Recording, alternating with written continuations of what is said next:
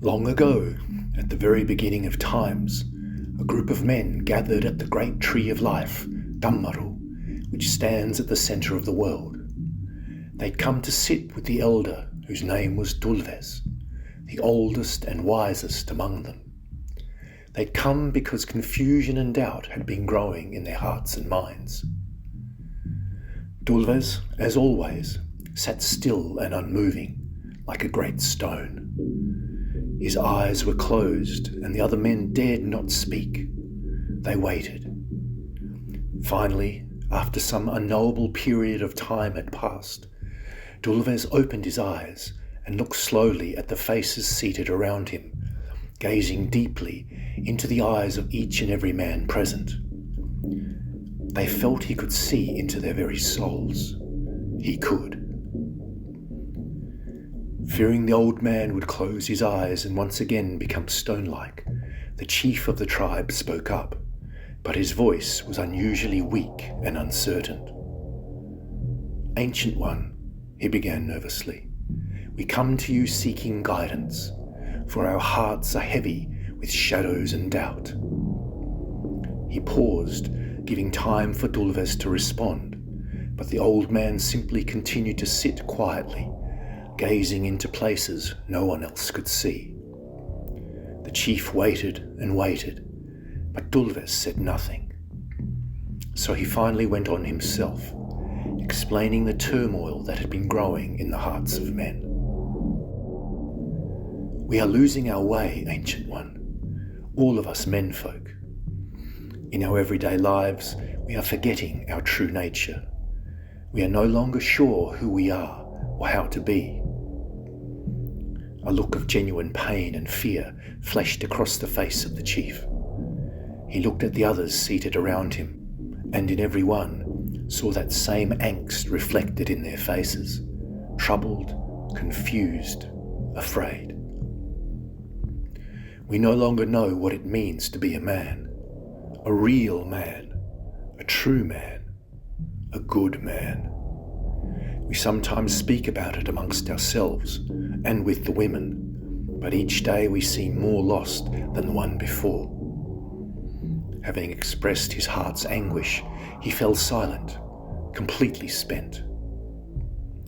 For some time, Dulves remained unmoved, his breathing like some distant ocean break, waves echoing across barren, empty seascapes. Then he spoke, his voice low, slow, and rumbling like an earth tremor. "If we do not know what is in us, we cannot bring it out. And to truly know and trust what is in us, we must understand how it came to be." He gazed at the men seated around him and gestured that they all move in closer. And like children they came, wide-eyed and innocent, compelled to climb onto Dammaru's great roots to sit at Dulves's feet, ready for something that already rang in the air like the chiming bells of Providence. "When a soul is called to this world by a joining," Dulves began, "there soon follows the first journey of this new life. The journey occurs between worlds, and is when all destinies, tapestries, and alchemies of a child-to-be are made real in the crucible of the making. It is an elemental forging, a profound and unique dreaming. It is where each and every one of us is truly made.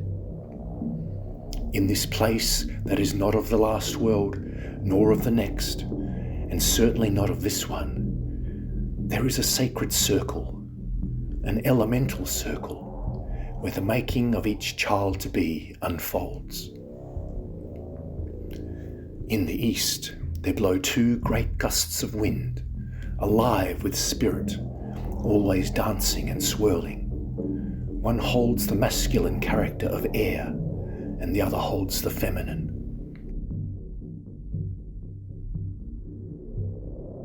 In the south burn brightly the twin flames of fire, intense and volatile energies. Here too, the two flames are the embodiment of both masculine and feminine fire characters. In the west sit two mighty moss-covered stones, embedded in the earth, profoundly still, deep and potent. Again, feminine and masculine vibrations are held in their respective earth forms.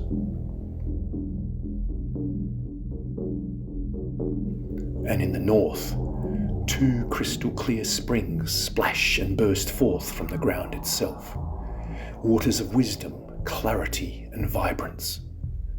They too bring forth the traits of our human halves, one possessing water energies of the feminine, the other of the masculine.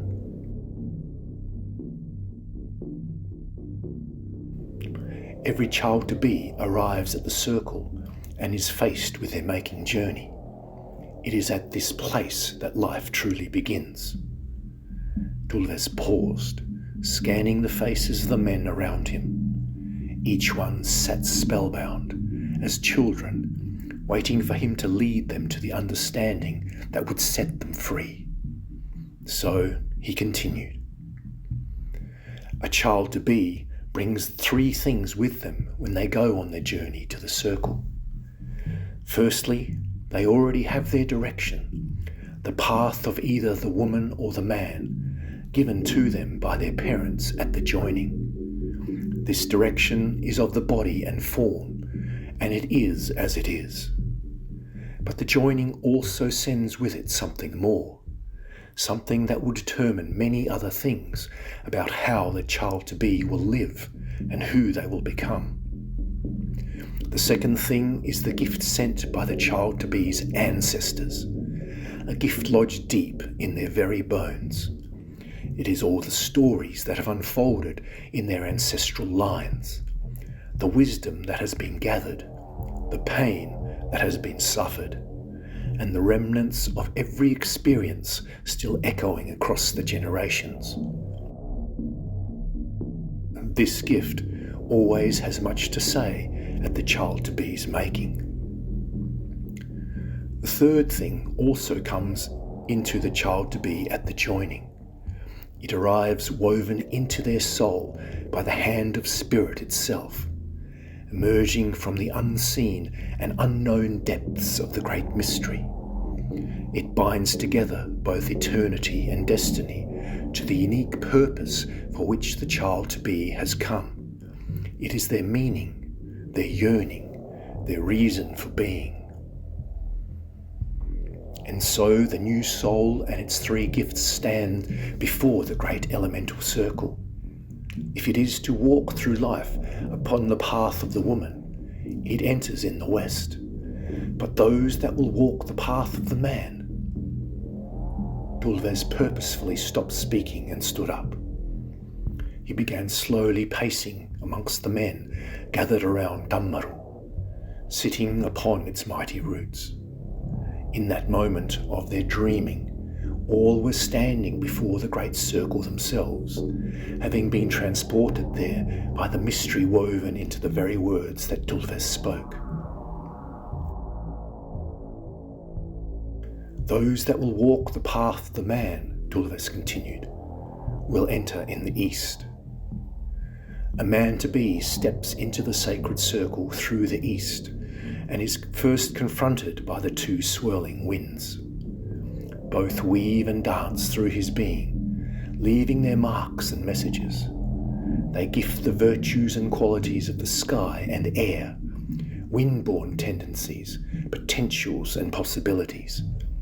One wind is of the feminine, while the other is of the masculine, and it is here that their respective influences begin the making of the man.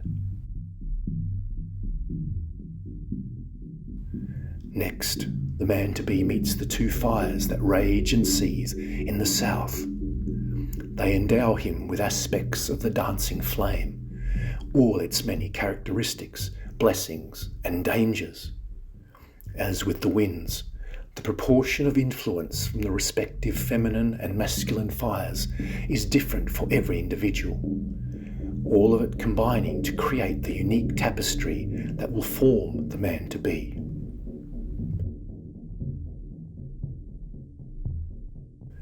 In the west, the two great moss-covered stones draw the man to be into deep, moist earthiness and set resonating vibrations woven with soil, rock and wood. He is drawn down, down, down into caverns dark. He lays upon one stone and then the other. They offer their ancient gifts.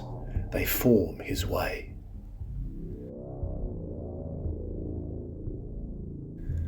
The north calls next, and the man-to-be finds himself awash in the sacred springs that surge, bubble and splash the living waters upon him. He drinks deeply from their sources, the cool waters flowing around him, over him, into him.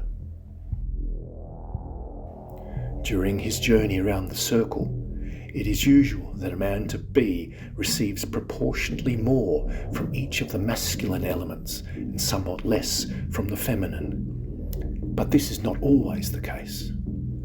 It is a reason that the expression of masculinity in a man can have infinitely varied faces, yet still be authentic and true in each and every one. The making is its own maker and will not be bound. The man-to-be will then come to the centre, where the web of life connects all places and times. It is here the new being learns of the oneness between all things and feels it alive, moving in his blood and breath. It is this feeling that sends the man-to-be home, back into his mother, who will birth him when it is time. And so his making is complete. At this point, the man-to-be has all that is required for life, his unique and authentic life. The gifts of the joining, the ancestors, and the great mystery will all flow through the intrinsic nature forged in the making, and so it is. Dulvez took a deep breath. There was not a sound to be heard. The eyes of every man were closed, and they sat completely still. Each of you, each of us men, have taken this journey, he said.